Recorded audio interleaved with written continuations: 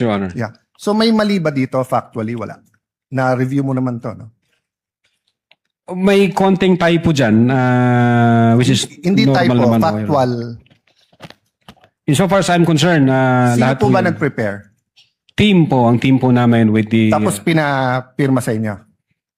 Hindi ho, kami ho nagtulong-tulong, mag-draft ng affidavit of investigation, kung ano yung legal basis namin, and then we agree, and we concluded na ito yun. Then ito yun. someone And then, typed it up, then you signed. I asked this because nung tinanong ko kay Agent Mark John Calium, sabi niya, dito nakalagay conditional pero tingin niya absolute. You answered the same thing, it's absolute, pero dito nakalagay conditional.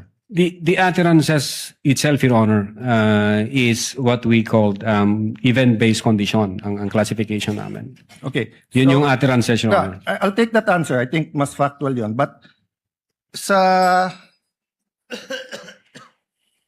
paragraph 51, was VP Duterte ever Secretary of the Department of Justice?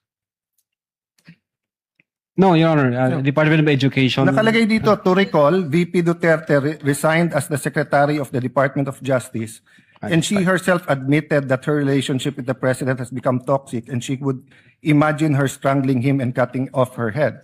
That's typo, Your Honor. That's not a typo. A typo means yung department naging depart.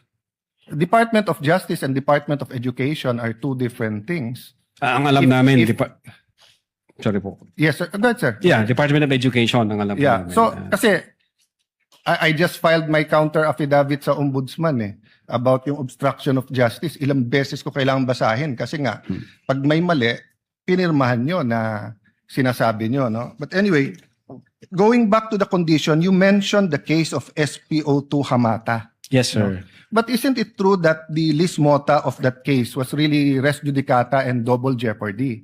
Meaning, hindi tinake up ng Supreme Court whether or not a condition. Yes, sir. Di ba? Opo. Oh, so that wasn't on point. Kasi I was going to ask, is there a difference if the condition is legal or illegal? Di ba? So halimbawa, pag sinabi ko sa yung, pag natanggal akong Senate President, patatanggal din kita. Okay. Unang-una, legal naman akong tanggalin na Senate President. We always vote. There's nothing there.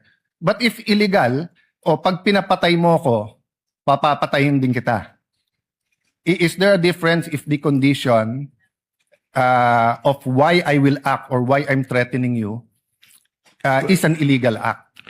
Well, under the law, Your Honor, it says there that even the condition is unlawful. So, regardless of the nature of the condition, Yes. sir. No, I want to get lang into your mind when you sign this because nga medyo novel yung case to for me. Even as a lawyer, I have to do more research and see anong ibig sabihin nito grave threats dito because you keep mentioning we keep mentioning here that this is the second highest official in the land and therefore pag trinete niya ang pangulo. But who was the Vice President claiming na pwedeng magpapatay sa kanya? Again, Your Honor, yun po yung reason ba't nag-issue kami ng subpoena. No, Gusto po namin... sa reading nyo nung statement niya, sino tinutukoy ng Pangulo na mukhang mag-ooperate sa kanya ng Operation Romanov? Sinong pinagbibintangan niya? Well, una, kung ang pag-uusapan Romanov, Your Honor, ang alam namin na unang nagbigkas ng Romanov ay si Mayor Baste yata noong January 2024. Other yes. than... That's irrelevant. Ang question ko, in the mind of the Vice President, sinong pinagbibintangan niya na pwedeng magpapatay sa kanya? You said you investigated So mahaba na testimony niyo ni Agent John Mark. So of course, kasama sa investigation niyo, sino sa mind ni Vice President magpapapatay sa kanya? Well, again, Your Honor, since wala kaming makuhang valid information. No, hindi ba klaro sa video na ang pinagbibintangan niya is the First Lady, the President, and the Speaker of the House? So sabi niya, pag pinatay ako,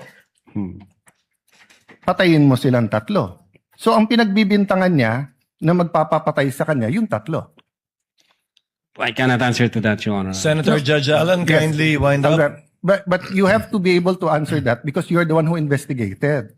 And that is crucial. Why? Because part of your self-defense, so for example, if I know na sa senator judge, pag hindi ako bumoto one way or the other, papapatayin ako ng whatever, chief PNP or papapatay ako ng whoever. So pag sinabi kong, pag ako pinatay, si ganito nagpapatay sa akin. And then, ang difference, I don't usually give a threat na patayin mo rin.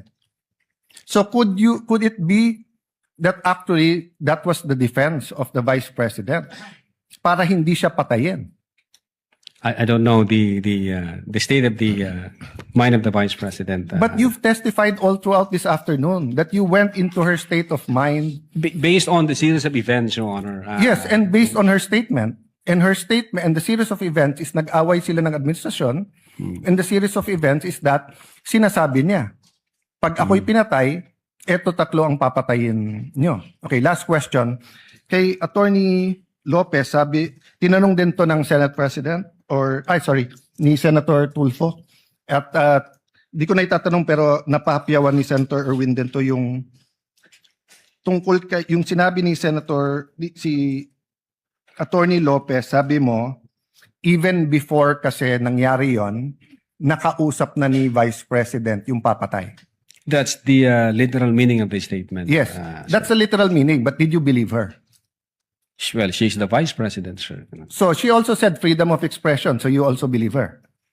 Not based on the evidence that what we gathered, sir. No, okay, so I'll stop there, but I'll read to you. Sinabi niyo kasi sedition. Pero tignan niyo po yung page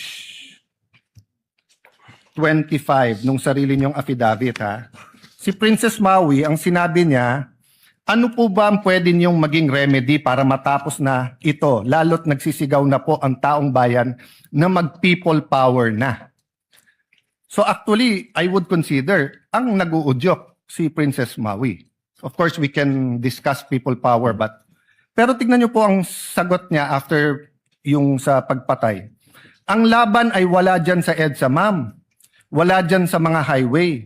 Ang laban, ma'am, nandun sa loob ng palasyo. Yan ang problema. We appreciate yung expression nyo ng disgust, ang pagkamuhi, ang hopelessness, kasi it reflects kung ano nararamdaman ng maraming milyon-milyon. Alam ko yan, ma'am. Kahit saan ako pumunta, ang sasabihin, binoto namin dahil sinabi mo, iboto namin.